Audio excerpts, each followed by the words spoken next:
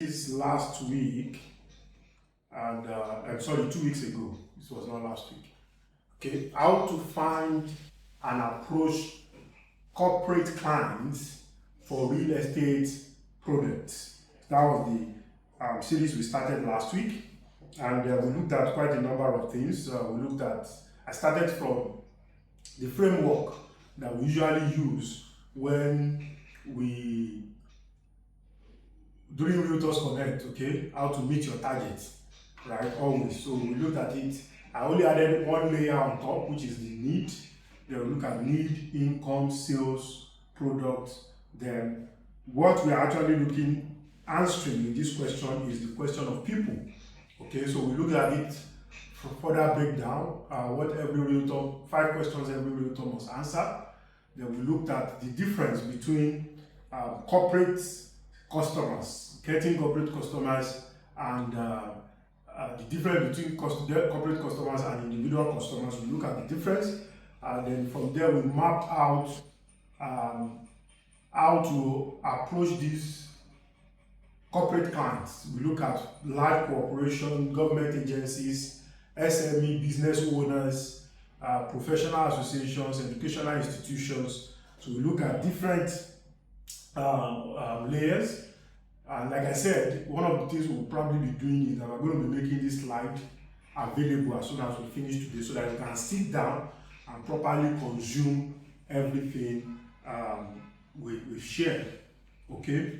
And one of the other things that we're going to be doing is that this session, we're going to be putting it together as an ebook that will more or less like a manual that will help us to achieve all that we want to achieve. Of course, the recording tools too will be made available. Then we look at finding the room where they are already in. Who are the people serving the corporate customers already? Okay, if you connect, like it has been said, that if you follow those that know road, most likely you will not miss the way. Okay, we looked at that. Then we looked at those are people that also control the access to decision makers. Access to decision makers, we look at that. We look at executive assistant, HR managers, CFOs, procurement people, and we look at who are the internal champions, who are the key person of influence within organizations. Okay, who are the people serving them already? Lawyers, pension manager. With these people, you'll be able to get a lot of data on these corporate customers. So I think that's where we stopped last week, in last 2 weeks. So today we are going to be rounding up. Today's session is not going to be as long as we had it the last time. Okay, so I will try as much as possible to see if we can achieve it in 30 to 45 minutes, and God helping us. And if it's more than 1 hour, to all well and good. But because one of the feedback we got was that a lot of people said they missed out, network kicked them out, and I understand when we are doing a long online session like this, there's always tendency that network will just kick you out. Okay, so nevertheless, we'll try as much as possible to see how far we can actually go today. So we are starting with find the insider who opens the door. You know, if you look at the concept of door opening, there are some kind of doors that it only opens from the inside. So somebody must be on the inside to open the door for you. And in this particular case, we call that person the key person of influence, KPI, not your key performance index now. But now we are looking at the person as the key person of influence. So a key person of influence is somebody inside an organization who already knows you, like you, and likes what you offer, and is willing to advocate for you. See, let me say something. Please, let's mute our mic. I noticed that Mary, your mic is unmuted. So please, let's mute our mic. Mary, Todo, mute your mic, please. So that we can have a smooth session. Please, before I go further, can we still hear me? If you can still hear me loud and clear, just type 1. If you can still hear me loud and clear, just type 1. I want to be sure that we can all still hear me. Oh, thank you very much. So, a key person of influence is the person on the inside. If everybody that is in real estate, we are in the business of people. If you are poor in people management, if you are poor in making friends, if you are poor in connecting with people, read my lips very well. You can never succeed in real estate. You can never what? Succeed in real estate. That is key, and that is very, very important. Because in the real sense, the bricks and mortar is not what brings value in itself. It is the people that live within those bricks and mortar that brings value to it. That is, real estate, that's why I tell people that, see, it is almost impossible for real estate in Nigeria to crash, because what makes real estate crash is because of the credit system, and we do not have credit system, okay? We do not have credit system. So it is the people that demand any price. If, for instance, now I'm selling, let's say this is a piece of land that I'm holding. Let's say this is a piece of land. If I decide that this piece of land, I'm selling it for 10 million naira. As the only reason why this 10 million naira value will stick is if people decide to buy it. So even though I fix the price, it is human being that determines whether that price sticks or not. I hope that's very clear. Okay? So it is people. So there must be people advocating for you. There must be people advocating for you, right? That's why I tell people, if you truly want the statement, your network determines your net worth. It is real estate that will help you to know whether your network indeed can determine your net worth. Are we together? It is real estate, because it's the quality of your network and your income is directly proportional. Very, very important. So these key people of influence, they can be informal. Sorry, they have informal power. They have what? They might not carry title. It can be your friend, your colleague, but it's very, very influential. Let me give an example. One of our realtors here invited us to do a presentation in one of the organizations, one of the biggest cooperative in Nigeria. So we went. The person that invited us is not the cooperative chairman, neither is the person an escort in the cooperative. Okay, but he has informal power. We noticed the power because of the kind of honor that we're given. We were honored, we were welcome, we were attended to. Even though they delayed us for some few minutes, they were just saying, we are so sorry, sir, we are so sorry, sir, we are so sorry, sir. Because of what? The person. Now, on the issue of person, your key person of influence, if in quotes, the person is a useless person, in quotes, if the person has brought, which one is the one that crashed last? Is it MMM? No, it's not MMM. I think it was CBEX that crashed now, CBEX. If the person has introduced CBEX to the house, and you are now going there to go and tell them about Palm V, even if they give you audience, everything they will be hearing is CBEX. Is this CBEX or CBEX? That's what they will be hearing. Okay? So your key person of influence, the power they carry must indeed be powerful. Please, let's note that. So how do you identify these people? They already follow your content, whether it's on WhatsApp or Instagram. That's why as a realtor, you are a content creator. Hey, how will I say this? We've taught this before. As a realtor, you are the content people are watching. Forget the age of where people meet me. No. People want to know you before they even meet you. That is very, very important. We are in the days of influence. We are in the era of media influence, stronger than ever before. So that's the way people meet you. They probably have attended your events. And if you are not really the person that can, you see, one beautiful thing about LifePage is that you can leverage on the services, the product, everything that we do in LifePage to win people over. To do what? To win people over. Bring them to one of our webinars. Let them subscribe to our YouTube channel. Let them learn. By the time they have come, they have learned. Because those are some of the advantage of events. So for those of us that watch some of our videos where we talk about the advantage of events, is this. The influence an event carry, it rubs off on the person that invite them for the event. Okay? Invite them.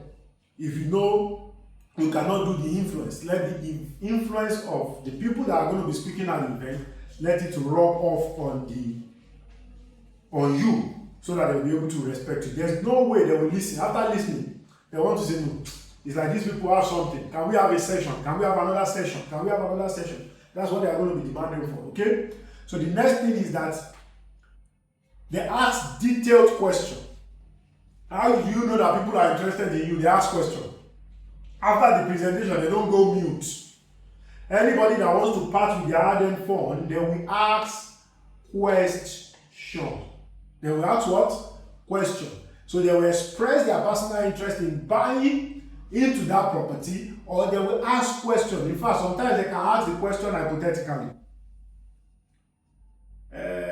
I'm actually talking to a friend, I'm actually this, I'm actually that. They are asking the question hypothetically.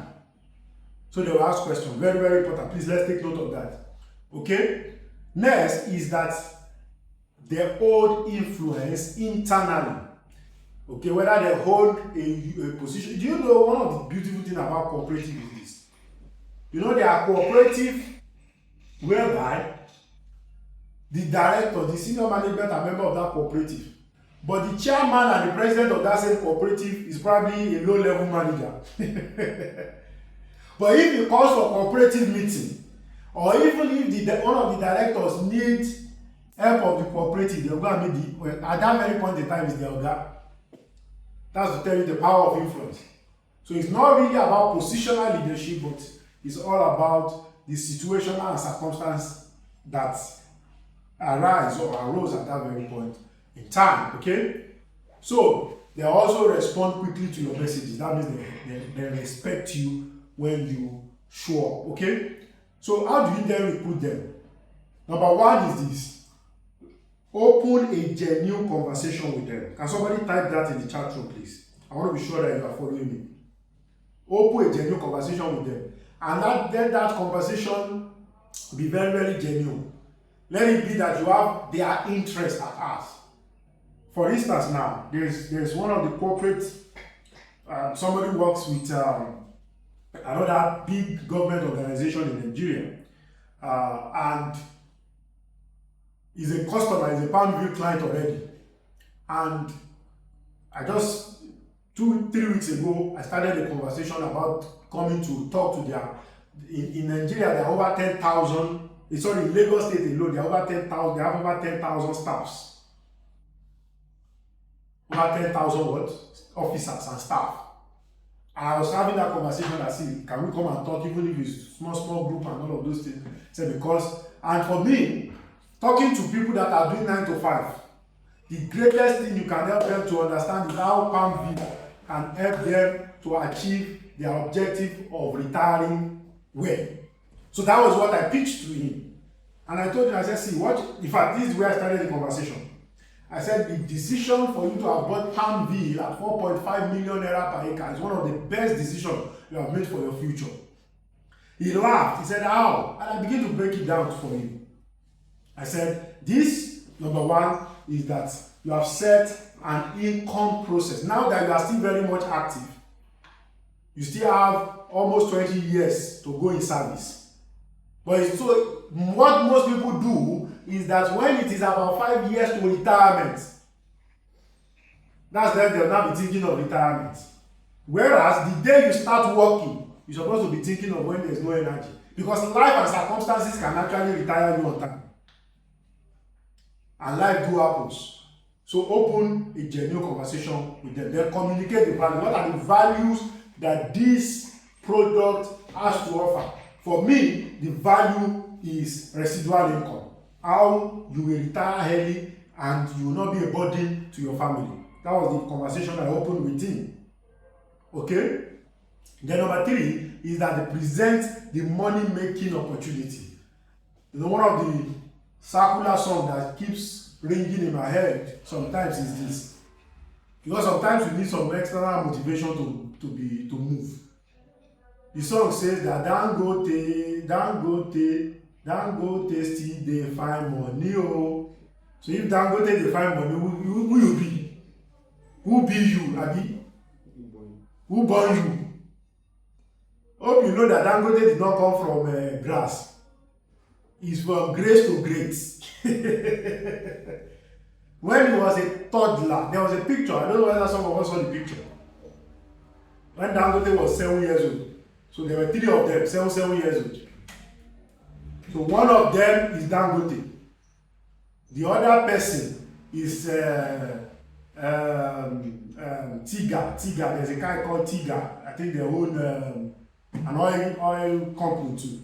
And the third person he has been a minister for 8 years, serving different administration. So all of these people, they did not come from grass to grace. They snapped that picture with their grandfather, Dan Tata. At that point in time when they snapped that picture, Dan Tata was the richest man in West Africa. Do you get my point? So if somebody at that level is still looking for money, believe me, everybody wants to make more money. So that money making opportunity, you cannot joke with it. You have to share it with them. This is the opportunity. So the fact that you are opening the door for me, you are not opening the door for me in vain. That's what it means. You are not opening the door for me. You are not just opening the door for me in vain. Oh, Sheila son, there is something in return. And it's not bribery. Hello? Please, let them know it is not bribery, so that they will not say, I know it's against our policy to collect feedback. No. It has been structured, right, in the system. So it doesn't matter whether you say you want it or not. The system is going to pay you anyway. And that's the beautiful thing about our system. Okay? So the number 4 is equip them to sell internally. Give them all the knowledge. Give them all the knowledge. In fact, what I will encourage you to do is that people like that, encourage them to do RMP. Okay? Encourage them to do what? Mentor mentoring program. I think another section is starting very soon. So encourage them, okay? Very, very important. Then number 5 is that let them know, reward them and celebrate them. Anytime there is a win, beyond their commission, give them gifts, reward them, celebrate them, okay? Because you are heading overriding commission, pay for them to participate in end-to-end challenge. Pay for them to know, give them things that you see, you can never overserve. Somebody asked a question. Say, what's the secret to greatness? Say, service. Say, the more you serve, the better you become in life. So serve whoever is the key person of influence. You know what will happen? When they are talking about you in the room, somebody must be able to speak for you. Somebody must be able to voice for you. Very, very important, okay? So one of the things that we do is that it will keep them motivated all the time, okay? In fact, these are the kind of testimony you are going to be having. The day somebody else comes to sell something in that same organization, they are the one that will call you. They'll just call you, Mr. One real estate company just come now. This is the offer they are giving, this is the offer they are giving. Can you give a counter offer? Or can you quickly come? So that's the advantage of having a key person of influence and rewarding them. Okay? So one of the things that, selling the outcome, because at different points in time they will give you the opportunity. Okay? So when you are given the opportunity to present, corporate buyers don't just want to buy land, they want to buy solution. So don't just go there and tell them that, hey, come and buy Palm, it's land banking, it's this, we are giving you this. What will that buying do to my current situation? Okay, so you lead them, what is the pain? So most of the time, when I have the opportunity, I paint the picture of what the future is going to look like. Something occurred to me, I think I was sharing it in the last real estate conversation. I had an encounter with a man that has worked, the man was in his 70s. And no one to help him. and he needed to earn income. At 70 years old, he was looking for driver job and security job. Because he was 70, nobody wanted to risk their life to give a 70-year-old man driving job. He had to settle for security, to be opening gates. So when I encountered that situation, it just occurred to me, for those of us that attended public secondary school, you've seen all those baba gates, even some, you see some old men at the gate. You now be wondering, what did these people use their youth for? They use their youth well. It's just that they did not plan for the future. That's selling the pain. So that whoever, and for any one of us that is listening to this, and you're on this call right now, so that your future will not look like that, you too, you better buy into Palm. So that at 70, you are trying to not tie. The tie is not staying on your neck again. Very, very important. Okay, so if you can still hear me loud and clear, just type 1 so that we can move to the next thing. If you can still hear me loud and clear, just type 1 in the chat room.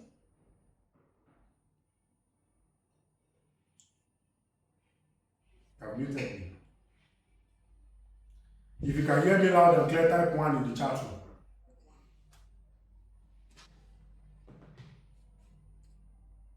Okay, thank you very much. Sorry, it is the network. It's unfortunate, but it's the network. So you present the value. You present the value, you show proof, use all the video content that we are creating. Okay? And please, most of the time when you are doing your presentation, there will be one Akan in the room that will tell you that, no, that's how somebody did one, oh, that's how they did exactly the same thing that you just mentioned now. One of my friends did it in their office. And they were duped. Don't see the person as enemy. See the person as somebody that is asking the question that will help you to even close sales. The person is raising the question of risk. So make it easy, acknowledge their risk, question, acknowledge their fear, and give the appropriate answer to rectify that fear. Okay? Then please don't ever leave a room. Please note this and notice very carefully as a realtor. If you have the opportunity to go and present, don't ever leave a room without telling people what to do next. I remember those days when we used to go for site inspection. Immediately after the site inspection, when people are finished asking questions, I just give them form. We have filled the form. Because if you just say, yeah, let's go, and you expect people to take action. No, even at real estate conversation, we tell them you need form, send Palm View to 0906,000. You are telling them what to do next. Because somebody can be interested and they don't know what to do next. Better still, give them a number. Preempt them and say, see, I know that there are some questions in your heart. I know that some of you are going to still go to talk to your spouse. No problem. But in case you have any question at any point in time, please, this is my number. Feel free to reach out to me. Or you can talk to the person that invited you. Can I get the contact of everybody? If you have the contact of everybody, perfect. What that means is this. You have the opportunity to go back and call them. Okay? So never pitch to someone who cannot say yes and cannot introduce you to someone who can. So talk to the decision maker so that you will not waste your time. You don't have all the time in the world. Okay? So turn your weekly session into this every 7 p.m. session, the real estate conversation that we're having every 7 p.m. Use it to win them over. You see, I actually added this session, you see, because of the issue of consistency. A lot of people give up too often. Let me paint a picture to you. An average corporate 9 to 5. Like we were looking at the morning devotion today in the office. Some of them are on loan, house loan, car loan. Their children are going to expensive school they can't afford. So every 3 months, They are doing contribution.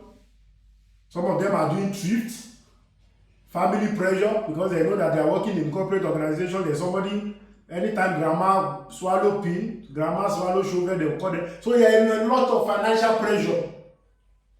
So there is always the tendency that the people you are talking to in the rooms realize that everything you are talking about makes sense.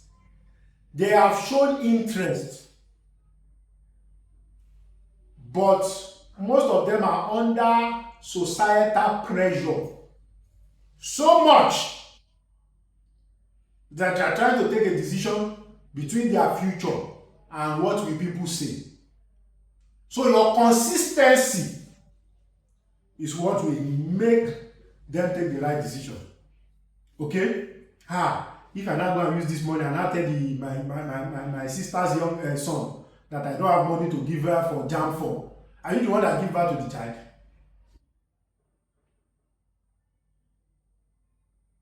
I won't say more than that. So position yourself as an authority. Okay, warm, cold corporate contacts. Use yourself. Invite them. Keep inviting them. Somebody has come for a real estate conversation 1, 2, 3, 4 times. He has not bought. He will buy. That one is sure. For him to keep showing up, he's going to buy. Okay?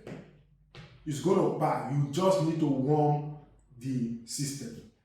I'm watching my time. I've done more than 30 minutes already, so I don't want us to stay too long today. Okay? So let's repeat this following step. Number 1.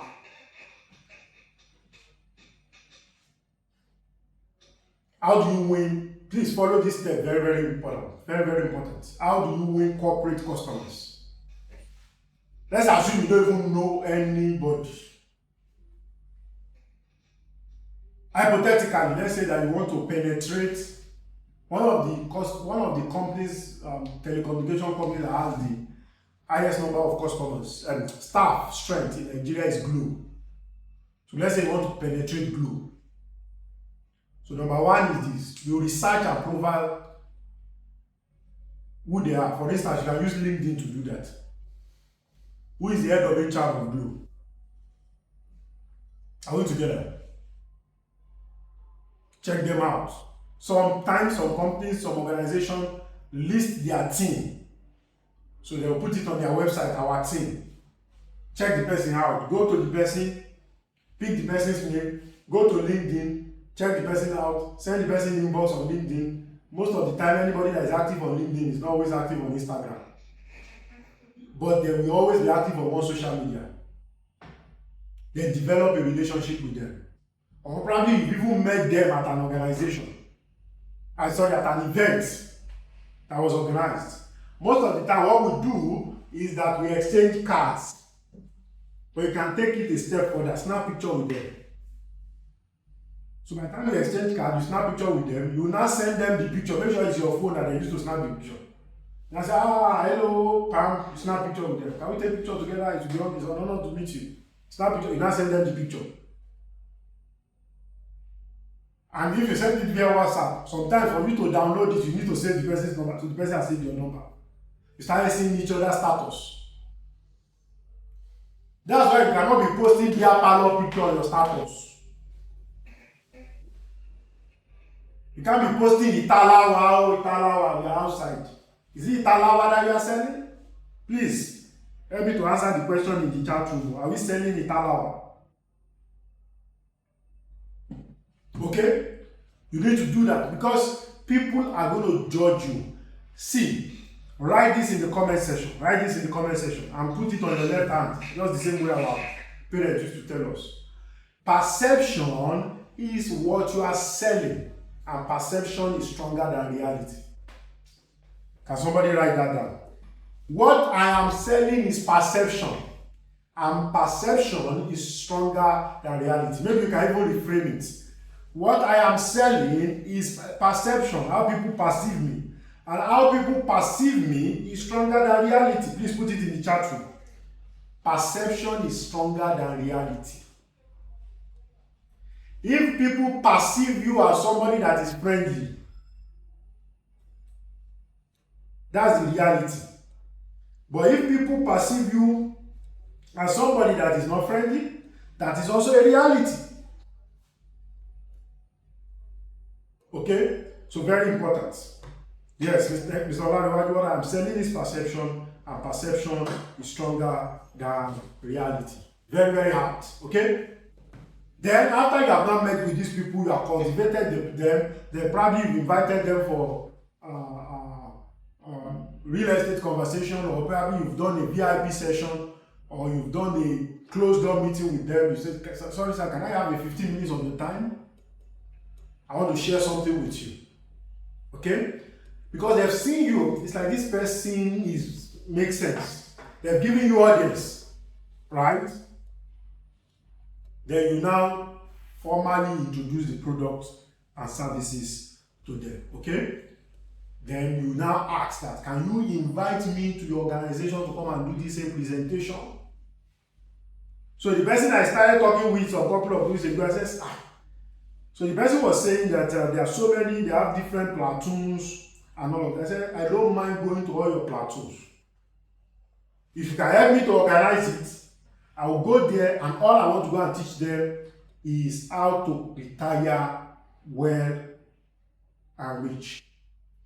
And at the end of my presentation, I will throw an opportunity to them, but I'm not going to start with an opportunity. That was how we started out, because we already have a relationship. So I skipped 1 to 3. I just went to book me a corporate presentation. Okay? Then after that, you start closing. So because I'm not going to a cooperative, what I have decided that as soon as they give me that opportunity to go and do that presentation, we are going to go with what? Attendance sheets. So everybody that is in the room will write their name and phone number, so that I can go back and keep following up on them.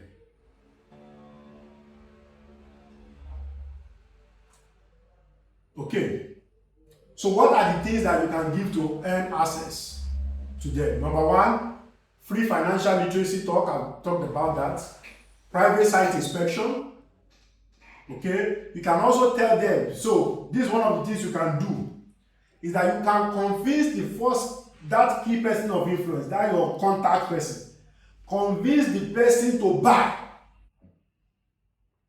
For instance, one of the things I advise one of our realtors here to do is that he has somebody that is very strong, and the person is a gate man. Sorry, is a gatekeeper. Is a key person of influence to a particular organization. So he told the person when we were selling one plot for 900,000.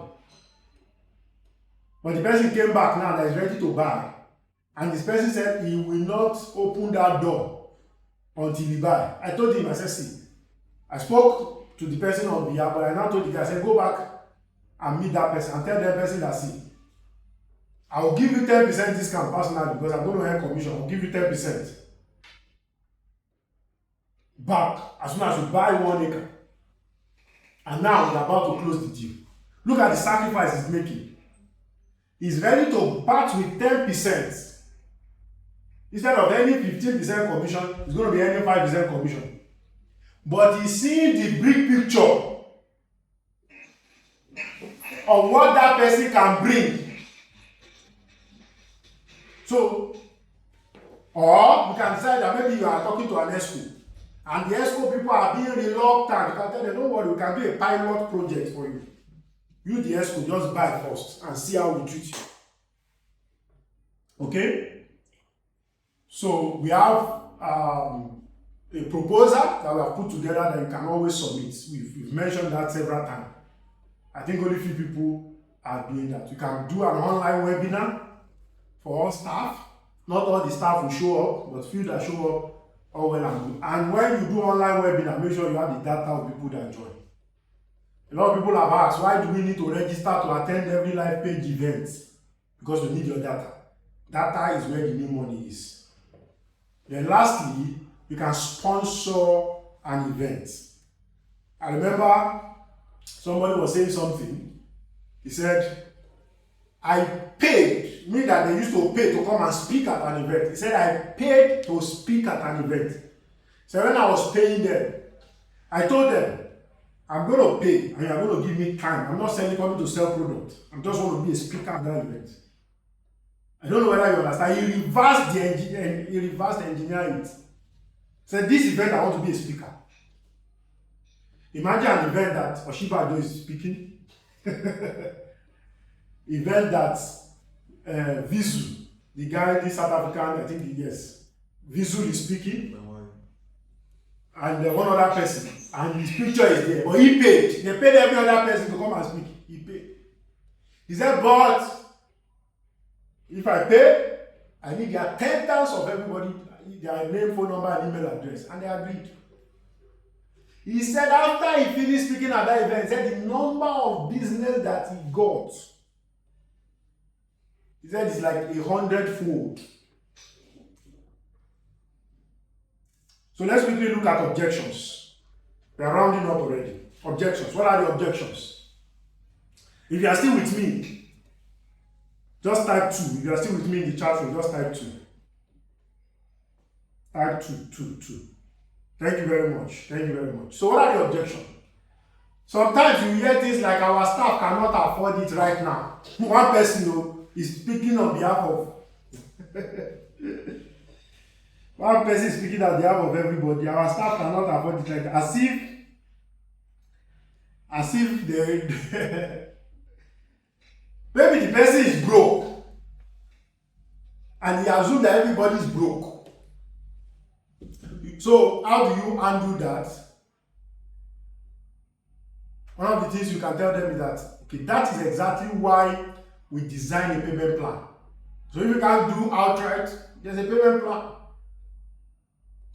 Tell them, okay, no problem.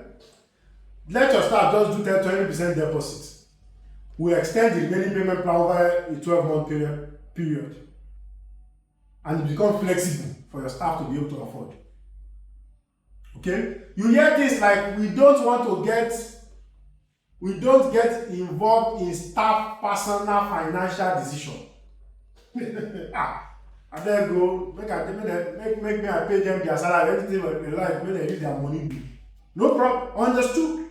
So this is the response. Many companies feel that way until you see the welfare impacts and you give them social proof. I only put GT, MTN, and Shell. They are all on this property scheme. Because most business owners, they're like, hey, the same thing, you don't need for MTN, hey, you don't need for Shell. Let me to do it for my people. Because it's an aspiration. Okay? So another objection is this. We have tried this before. We had issues with the developer. This one, we hear it all the time. That's not a problem also. Can people still hear me? Can people still hear me?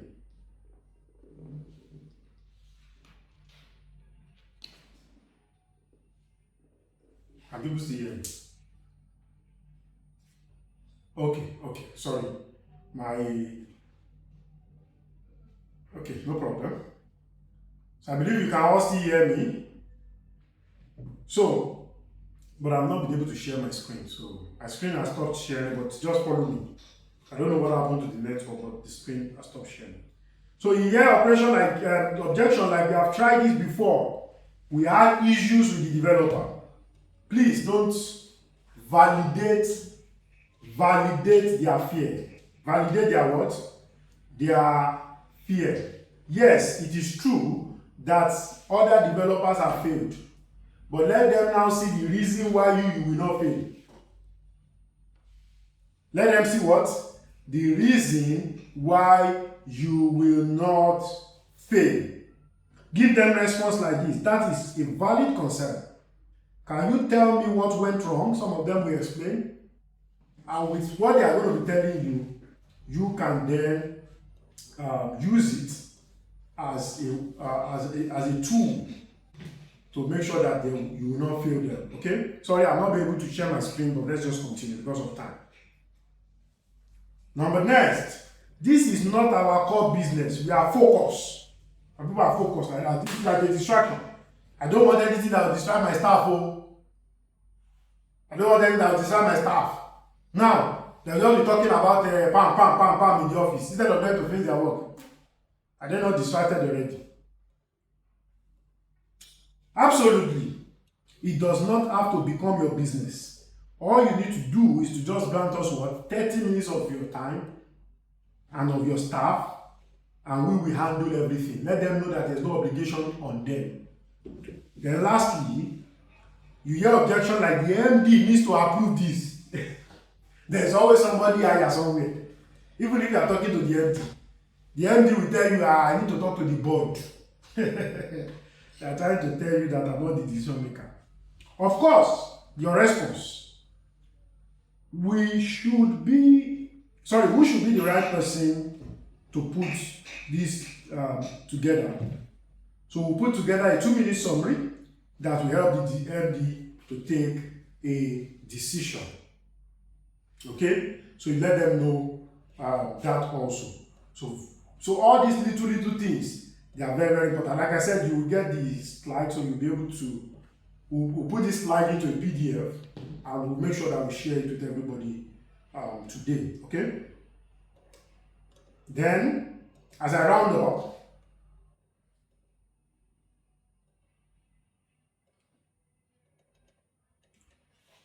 one of the things that you can never do is to stop thinking of just one-time buyers. Stop thinking of just what? One-time buyers. Think of people that will buy in volume. Think of people that will make the work easy for you.